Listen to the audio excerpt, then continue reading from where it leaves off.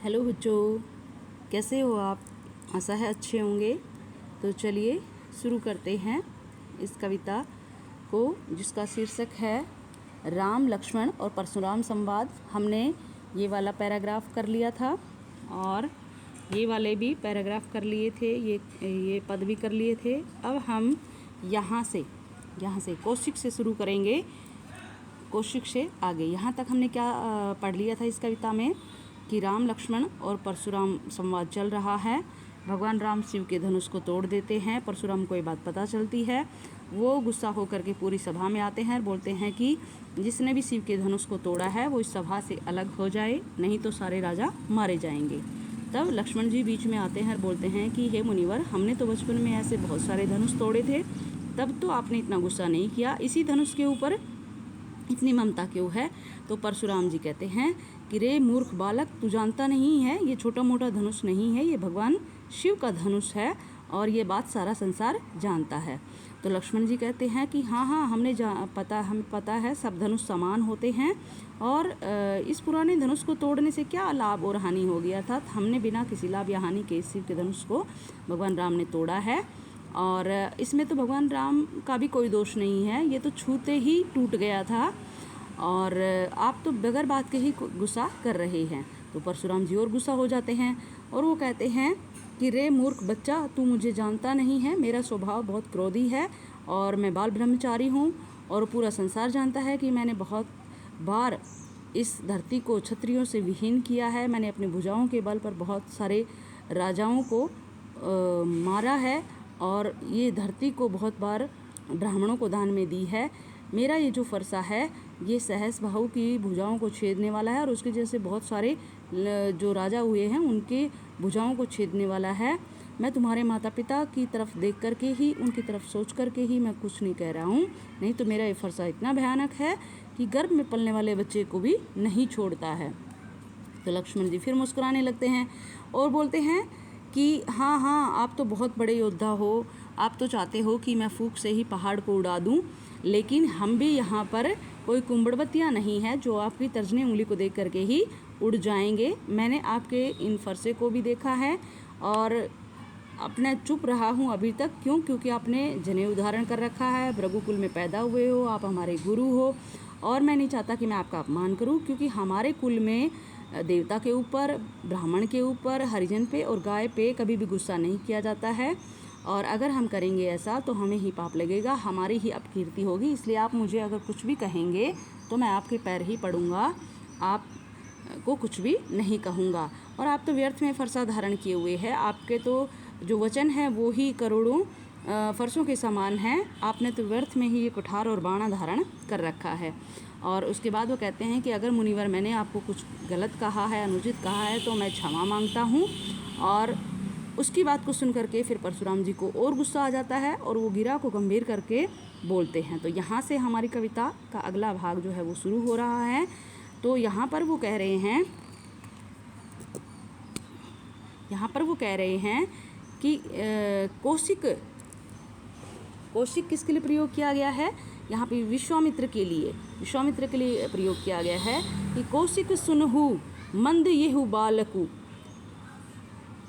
कुटिल काल बस निज कुल घालकु, भानु वंश राकेश कलंकु, निपट निरंकुशु अबुद्धु असंकु।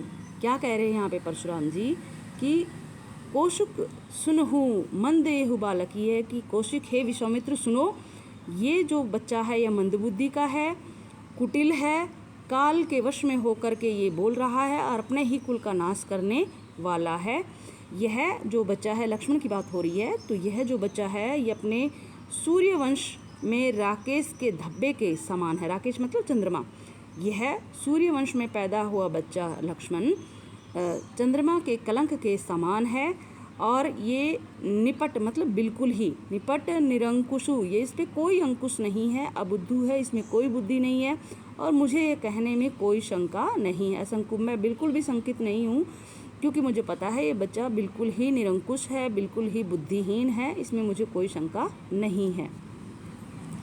काल कबलू होई छन माही, कहो पुकारी खोरी मोहि नाही, कि यह काल कबलू हो जाएगा, एक क्षण के अंदर मैं इसको मार सकता हूँ, फिर मुझे दोष मत देना, फिर मुझे पुकारना मत, फिर मुझे ये ना कहना कि आपने राजा के बेटे को मार दिया है।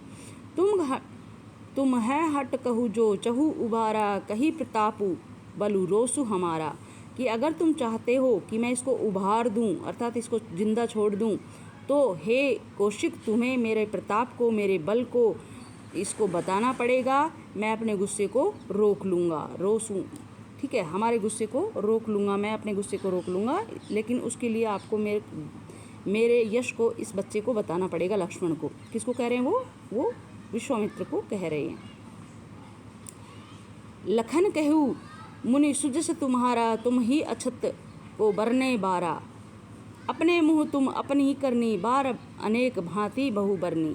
कि लक्ष्मण जी कहते हैं कि हाँ, आपने आपके यश को जान लिया है, आपने अपनी ही बड़ाई बहुत बार कर दी है, अपने ही मुँह से आप बार बार अपने विषय में अनेकों बातें कह रहे हो और बहुत तरीके से आप अपनी बड़ाई प्रशंसा कर रहे हो। नहीं संतोषु त पुनि कछु कहूँ, जन ऋषि रोकी दुसह दुख सहहु। कि अगर इस पर भी आपको संतोष नहीं है तो आप बोल दीजिए, मैं अपने गुस्से को और सह लूँगा और शांत कर लूँगा। वीर वृत्ति तुम धीर अछोभा, गारी देत न पावहु शोभा।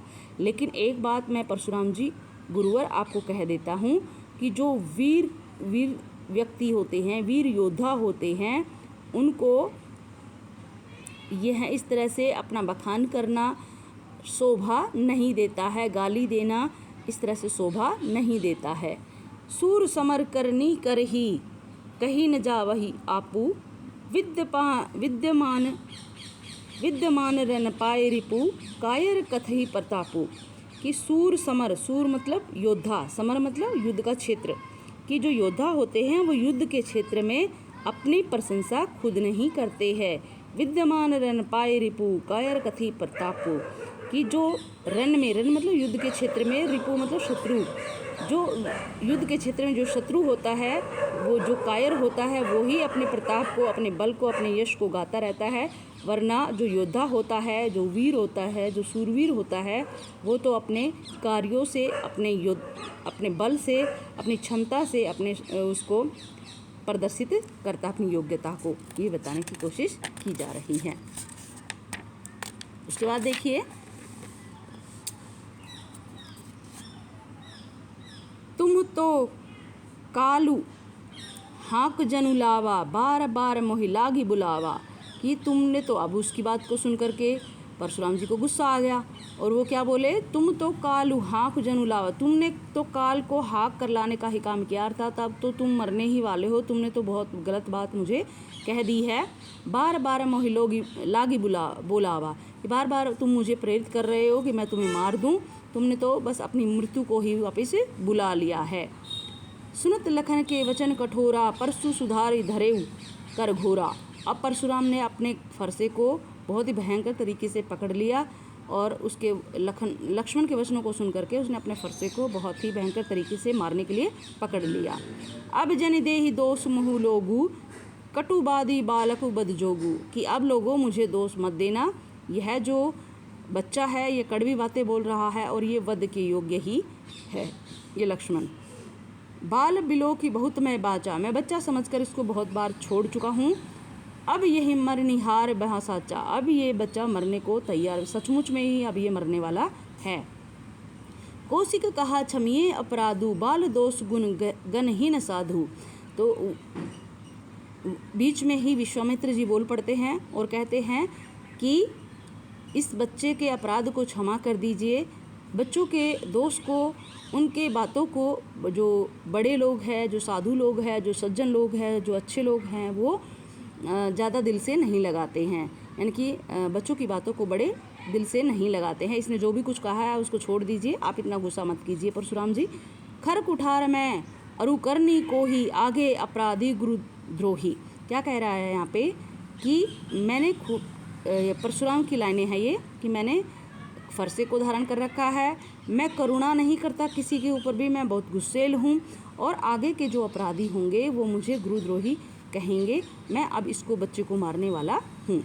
उत्तर देत छोड़ो बिनु मारे, केवल कौशिकशील तुम्हारे। अगर हे विश्वामित्र तुम चाहते हो कि ये बच्चा जिंदा रहे तो तुम इसको उत्तर दो, मैं इसको मारे बिना छोड़ दूंगा, लेकिन तुम उत्तर दो अर्थात मेरा बखान करो, तभी मैं इस बच्चे को छोड़ सकता हूँ। तुम्हारे जो स्वभाव है उसी के कारण मैं इस बच्चे को छोड़ रहा हूँ। अब यहाँ पर परशुराम जी बार बार उसको ये सोच रहे हैं कि मैं इसको कुछ भी ना कहूँ, लेकिन ये शांत हो जाए, तो वो कोशिश कर रहे हैं। न तय यही काठिक कुठार कठोरे, गुरु ही उरिन होते श्रम थोरे। नहीं तो मैं अभी इस बच्चे को, इस लक्ष्मण को इस फरसे से अभी काट देता हूँ, मार देता हूँ, और गुरु के ऋण से थोड़े से प्रयास से ही ऋण में हो जाऊँगा।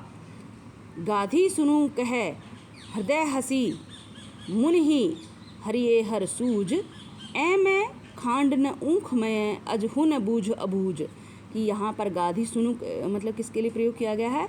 विश्वामित्र के लिए प्रयोग किया गया है, कि जो विश्वामित्र जी हैं वो हृदय ही हृदय में हंस रहे हैं। ये मुहावरा भी है, मन ही मन में हंसना, है ना। तो यहाँ पे प्रयोग किया गया है ऐ मैं खांड में न ऊख में। यह कोई ईख का गंडा नहीं है जिसको उखाड़ा और खा लिया, यह तो लोहे का गंडा है, यानी कि बहुत कठोर है। अर्थात लक्ष्मण का व्यक्तित्व बहुत ही मजबूत है और इसको ये समझ में नहीं आ रहा है। जैसे बोला जाता है मुहावरा, सावन के अंधे को हरा ही हरा दिखता है, वैसे ही उसको लगता है परशुराम जी को कि ये बिल्कुल नॉर्मल इंसान है। लेकिन यहाँ पर गाधी सुनु जो है, विश्वामित्र को पता है कि ये नॉर्मल इंसान नहीं है, ये भगवान के ही अवतार हैं। आगे देखिए,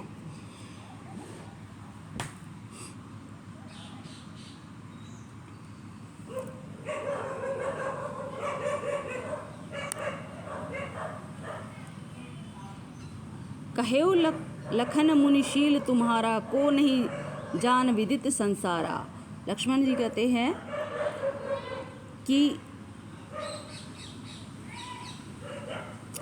कहेउ लखन मुनिशील तुम्हारा, को नहीं जात विदित संसार। अर्थात तुम्हारे स्वभाव को कौन नहीं जानता है, पूरा संसार तुम्हारे स्वभाव को जानता है।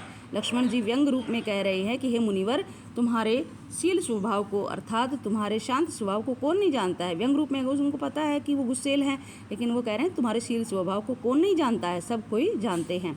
मात पिता ही उऋण भय नीके, तुमने अपने माता पिता के ऋण से तो मुक्त हो ही गए हो। गुरु ऋण रहा सोचू बड़ जी के, कि अब गुरु का ऋण बच गया है, जो कि अब सोच रहे हैं कि बहुत ज़्यादा दिन हो गए हैं उसको। सो जनू हमरे ही माथे काढ़ा, दिन चली गए ब्याज बड़ बाढ़ा।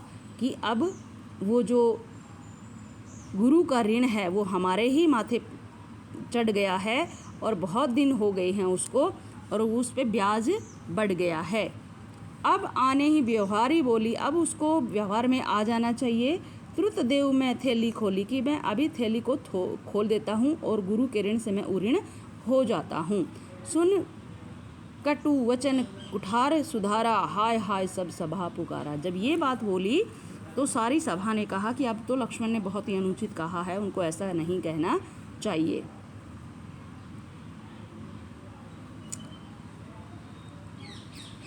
भृगुबर परसु देखा बहुमोही, विप्र विचारी बचो नृपद्रोही। कि मैं आपको भृगुवर में पैदा होने वाला समझ करके, आपके फरसे को देख करके मैंने बहुत बार देखा, आप मुझे बार बार अपना फरसा दिखा रहे थे, मैं आपको ब्राह्मण समझ करके छोड़ रहा था। हे राजाओं के द्रोही, राजाओं के शत्रु, मैं तुम्हें ब्राह्मण समझ करके छोड़ रहा था, क्योंकि तुम भृगुवर में पैदा हुए हो, हमारे गुरु हो, तो मैं छोड़ रहा था, लेकिन आप मुझे बार बार फरसा दिखा रहे थे। मिले न कब हूँ सुबट रन गाडे, कि तुम्हें शायद योद्धा, बहुत अच्छे योद्धा, सुबट मतलब अच्छे योद्धा, रन मतलब युद्ध में, तुम्हें युद्ध में अच्छे योद्धा नहीं मिले हैं।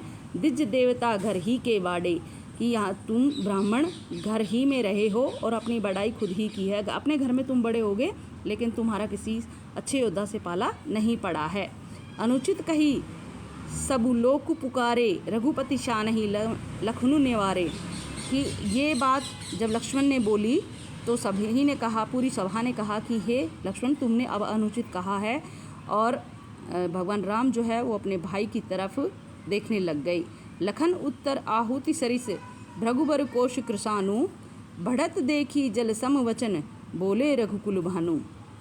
कि लक्ष्मण की बात ऐसी लगी उनको जैसे जो अग्नि जल रही है, भृगुपुर कोपु जो परशुराम ने जो गुस्से की जो अग्नि वहाँ पर जला रखी है, उसमें लक्ष्मण के जो जवाब थे वो आहुति के समान लगे, यानी कि उसमें जैसे आग में घी डालते हैं ना तो और ज़्यादा भड़क जाती है, तो ऐसे ही उसके लक्ष्मण के उत्तर लगे। लेकिन जब वो बहुत आग ज़्यादा बढ़ गई तो उसको देख करके भगवान राम ने जल के समान छींटे डाल करके उस आग को शांत किया, अर्थात उन्होंने अपने भाई को चुप होने का इशारा किया। तो ये थी हमारी कविता राम लक्ष्मण परशुराम संवाद। इसमें हमने इसको पढ़ा, अच्छे से समझा, और इसमें देखिए हृदय हसी मुनि हरिहर सूज में अनुप्रास अलंकार का प्रयोग है। यहाँ पे भी ब्याज बड़बाड़ा, यहाँ पे भी अनुप्रास अलंकार है ना। विप्र विचारी बचो निर्दोही, यहाँ पे भी अनुप्रास अलंकार है।